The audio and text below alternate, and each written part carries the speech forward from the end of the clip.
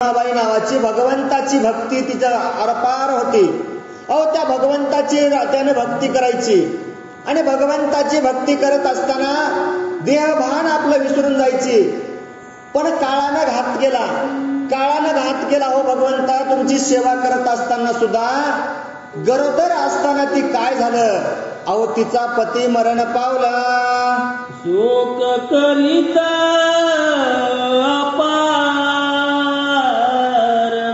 कष्टी होतासे थोर थोर, तव पुत्र झाला सत्वर, 9 मास भरताची. अहो मनामध्ये शोक करू लागली भगवंता. अरे मी काय कमी केलती रे भगवंता. अरे रात्रंदिवस मी तुझीच सेवा करायची ना भगवंता. माझ्या वाट्याला का दुःख दिलंस भगवंता. अरे कोणीच नाही ना मला. अरे कोणीच नसताना माझा पती सुद्धा तू भगवंता हिरावून घेतलास रे. मनामध्ये दुःख करू लागली. 1 2 3 4 नाही 9 महिन्याचा काळ निघून गेला आणि भगवंताच्या आशीर्वादानं सुंदर असा एक मुलगा जन्माला आला. बोले देवा देवा जगन्नाथा,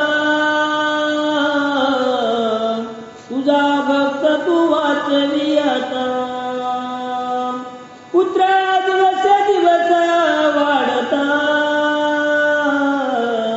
केले लग्न तयाचे. अरे भगवंता, अरे माझा पती तर तू नेलास रे भगवंता. पण आता माझी विनंती आहे भगवंता, हा असणारा तुझाच प्रसाद आहे, हा तुझाच भक्त आहे रे भगवंता. आता याची सेवा तू याला काय करावं, वाढवावं भगवंता. अरे याच्यावर छत्रछाया धरणारं भगवंता तुझ्याशिवाय कोणी नाही रे दुसरं. याला कसं वाढवायचंय तू वाढव भगवंता. माझ्यापाशी काही नाही रे भगवंता. इनवणी करू लागली. भगवंताला सुद्धा कळवळ आली आणि पुत्र एक दिवस वाढू लागला. वाढत असल्याच्या नंतर तारुण्यपणामध्ये आल्याच्या नंतर आपल्या मुलाचं लग्न आयोजित केलं. तयाची स्त्री गरोदर झाली, कर्माबाई संतोषली. नातू होताच ते वेळी, पुत्र गेला मरोनी. अरे लग्न केलं, मुलाचं लग्न केलं, सून आली. मनामध्ये आनंद वाटू लागला. अरे बाबा आपला पती तर गेलेला आहे, पण आपल्याला मुलगा आणि सून आली. मनामध्ये दुःख असणारं थोडं नाहीसं झालं. आनंदानं संसार मुलाचा चालू लागला. सून असणारी गरोदर राहिली. 9 महिन्याचा काळ निघून गेला आणि पुन्हा काय झालं, नातू झाला. हो नातू झाला. दुःख विसरून गेलते, पण पुन्हा काळाने घात केला. अहो करणी कोणाला चुकली नाही म्हणले आणि पुन्हा गेलेलं दुःख पुन्हा भोगायला आलं. तरणा बांड असलेला मुलगा डोळ्या देखत निघून गेला. रात्रंदिवस स्वत करी, सवेची मनासी यावरी. मने एवढा झिल वाचल जरी, तरी कामा येईल मज लागी. अरे भगवंता काय माझं काय चुकलं रे भगवंता. का मला शिक्षा देत आहेस. अरे माझा पती गेला भगवंता. तरणा वांड असणारा माझा मुलगा सुद्धा तू नेलास रे भगवंता. अरे का मला एवढं संसारामध्ये तू दुःख देत आहेस भगवंता. जाऊ दे म्हणली, गेला तर गेला भगवंता. आता हा जर माझा नातू जरी वाचला ना भगवंता, अरे सार्थक होईल माझ्या जन्माचं भगवंता. इनवणी करू लागली. याचा सांभाळ रात्रंदिवस, कर्माबाई करी विशेष. असं निशयनी भोजनी त्यास, पुत्र बाळकास विसंबेना. अहो 1 दिवस सुद्धा तिला तिच्यापासून करमायचं नाही. का तर म्हणले पती गेल्याचं दुःख होतं, मुलगा गेल्याचं दुःख होतं आणि दुःख निवारण करणारा एकटाच होता. त्या नातवाची सेवा करायची. अहो थोडं सुद्धा त्याला दूर होऊ द्यायची नाही. रात्रंदिवस त्याच्या जवळच राहायची. आईशा लोटता बहुत दिवस, काळे गेले त्या दास कर्माबाईच्या चितास स्वस्त कोठे वाटेना. काळानं पुन्हा घाला घेतला. अरे काळानं घास घेतला हो, पुन्हा काय करावं. तर हाताच्या फोडापेक्षाही जास्त जपणारी आपल्या नातवाला काय एके दिवशी दिवस निघाला हो. का मनात विचार सुद्धा आला नसेल ना असं होईल म्हणून. आणि त्या काळानं घात केला आणि तळहातापेक्षा जपलेला नातू तो सुद्धा काळ घेऊन गेला. रात्रंदिवस शोक करी म्हणे कृपावंता श्रीहरी. दुःख रुपया संसारी मज कासयासी घातले. संसार दुःख मूळ चौकडे विंगळ. रात्रंदिवस तळमळ विश्रांती नाही कोठे रात्रंदिवस तळमळ. असा असणारा हा संसार दुःखमळ आहे. आणि त्या भगवंताला विनवणी करू लागली, अरे भगवंता, हा एवढा असणारा दुःख असणारा संसार तुम्हाला काय या संसारामध्ये घातलंस, काय मला हा एवढं दुःख देत आहेस. त्या भगवंताची विनवणी करू लागली. तवा तस्मात साधू संत जगन्नाथी यात्रेशी येत. कर्माबाईच्या मंदिरात बिराडतयानी घातले. आणि रोज त्या भगवंताचा धावा करायचा. दुःख कोणाला सांगावं हो. एक दुःख असेल तर सांगावं ना. पती गेलता, मुलगा गेलता, नातू गेलता, एवढं दुःख रोज करायचं, रोज रडायचं, रोज शांत बसायचं. पण दिवस बदलत असतात, काळ बदलत असतो. आणि एके दिवशी काय झालं, अहो वारीला येणारी त्या जगन्नाथपुरीला बाहेर गावून आलेले संत मंडळी आली. मग आता मुक्काम कोठं करायचा आहे, तर कर्माबाईच्या घरामध्ये त्यांनी मुक्काम केला. चिंताक्रांत ते देखोन संती कुशिले वर्तमान. झाले तैसेच निवेदन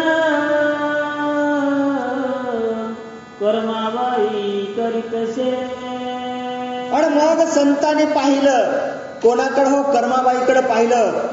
अहो चिंतेत दिसायला लागली हो. आणि मग संतांनी विचारायला सुरुवात केली, अहो का बरं चिंता आहे तुम्हाला. संतांना विचारण्याची काही गरज होते का हो. बुडत असे जन न देखे डोळा मनोनी कळवळा येत असे. अहो संत आपला पाहतात, ते चालत असलेलं जग आपल्या डोळ्या देखत बुडायले ना, त्या संतांनाच कळवळा येतो. आणि म्हणून संतांनी विचारायला सुरुवात केलं, कर्माबाई अहो फार दुःखी दिसायला तो. तुमच्या डोक्यावरती आम्हाला चिंता दिसायली, चिंता. रात्रीपासून आम्ही पाहिलो तुम्ही सारखं त्या चिंतेमध्ये आहात. तुम्हाला काय चिंता आहे हो. अहो आमच्याच्यानं नाही तुमची चिंता दूर करता आली ना, तरी तो भगवंत आहे म्हणले, तो सगळ्यांची चिंता दूर करतो. तुमची चिंता आम्हाला सांगावी. घडलेला वृत्तांत कर्माबाई सांगू लागली. वैष्णव मनती त्या समयी दुःख रूप संसार हा पाही. येथे अनु मात्र सौख्य नाही निश्चय जाणीजे. आणि सगळं ऐकून घेतलं संतांनी. आणि मग सांगायला सुरुवात केली, अगं म्हणले ऐक ना, तू हे दुःख करतीस ना, मुळात हा संसारच दुःख रूप आहे, इथं सुख नाहीच म्हणले. आणि या दुःखातून तुला वाट काढावी लागल, तेव्हाच त्या भगवंताची प्राप्ती होईल. हे कुणाच्या भाजेवरी निद्रा निवांत लागेल जरी, तरीच सुख या संसारी स्वप्न दृष्टी देखील. अरे कसं येईल म्हणले सुख मिळणार का हो. पाणी पडणं झालंय, श्रावण महिना हाय, लाईट नाही, बाहेर बाज काढून झोपायचंय. चिलट किती आहेत म्हणले मच्छर. मग या ढेकणाच्या बाजावरती तुम्हाला झोप येईल का? येणार नाही ना. अरे मग तसाच हा संसार आहे. ही मर्ग जळाची आपुळी पुरुषाकांत येल जरी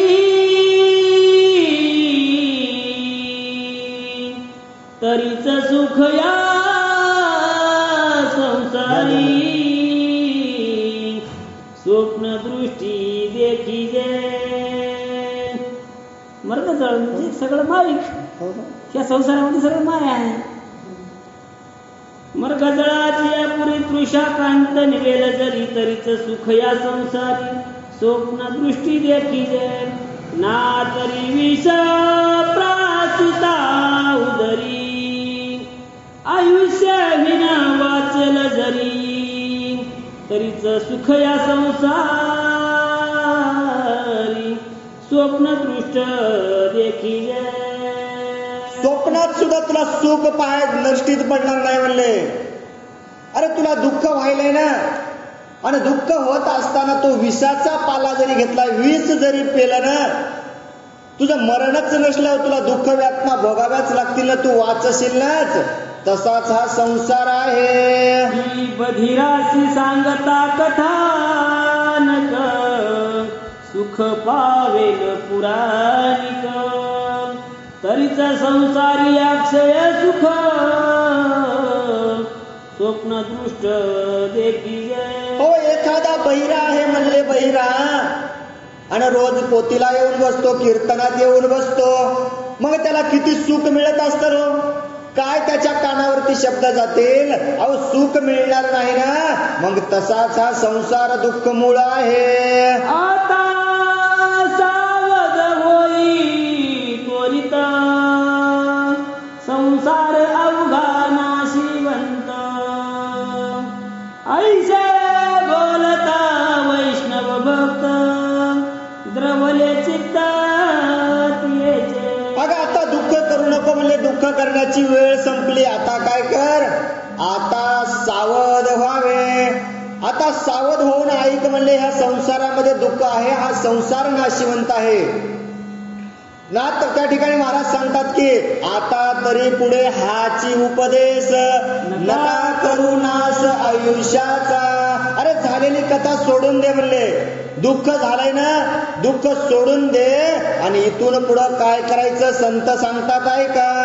कर्माबाई म्हणे साधू संता सांगाल तैसे ऐकीन आता. मग ते म्हणती जगन्नाथा रात्रंदिवस भजावे. आणि मग भगवंता त्या ठिकाणी त्या साधू संतांनी सांगायला सुरुवात केलं. ऐका ना, तुम्हाला या संसार रूपी भवसागरामध्ये जर तारून जायचं असेल ना तर काय करावं लागल. क्षणोक्षणी हाची करावा विचार. तरावया पार भवसिंधू. हा भवसिंधू जर तरुण जायचं असेल आणि त्या भगवंताची जर भेट व्हायची असेल आणि तुमच्या संसारामधलं दुःख तुम्हाला नाहीसं करायचं असेल तर काय करा. क्षणोक्षणा त्या भगवंताचं नामस्मरण करा. संत सांगू लागले. भगवत प्रमाण पाठ केली होती. तुमचा आशीर्वाद.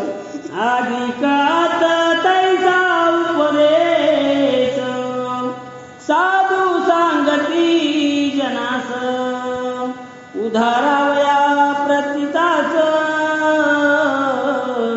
मृत्यूलोकी अवतरले. मृत्यूलोकी अवतरले. साधू संत सांगायला लागले आम्ही वैकुंठवासी आलो याच कारणाशी. कशासाठी. अहो तुमचा उद्धार करण्यासाठी आलो. या संसार का मृत्यू लोकामध्ये हा देह नाशिवंत आहे. दुःखमूळ असणारा हा संसार आहे आणि ह्या भक्तांचं कल्याण करण्यासाठी आम्ही आलेलो आहोत. साधू संत सांगू लागले. श्री हरीचे गुण कीर्तन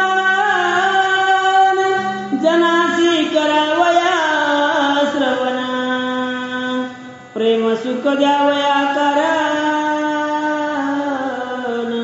मृत्यूलोकी अवतरले. मृत्यूलोकी आम्ही अवतार घेतलेला आहे. देवाला बोलवावं लागतं. आपल्याला कर्मामुळे जन्म घ्यावा लागतो, पण साधू संत लागतात बाबा. जन्म आणि मरण ही आमच्या हातात आहे आणि आम्ही तुमचा उद्धार करण्यासाठी या कलियुगामध्ये तुम्हाला हरिकीर्तन सांगण्यासाठी आम्ही स्वतःहून अवतार घेतलेला आहे. जड मूड जे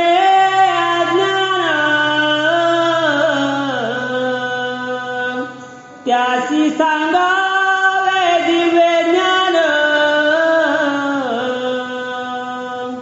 झाडावया दुर्जनाचा मान, आले संत जन मृत्यूलोकी. मृत्यूलोकी या संतांमध्ये जड मूड जीव आहेत, यांचा उद्धार करण्यासाठी आले. झाडू संतांचे मार्ग अडराणी भरले जग, झाडू संतांचे मार्ग.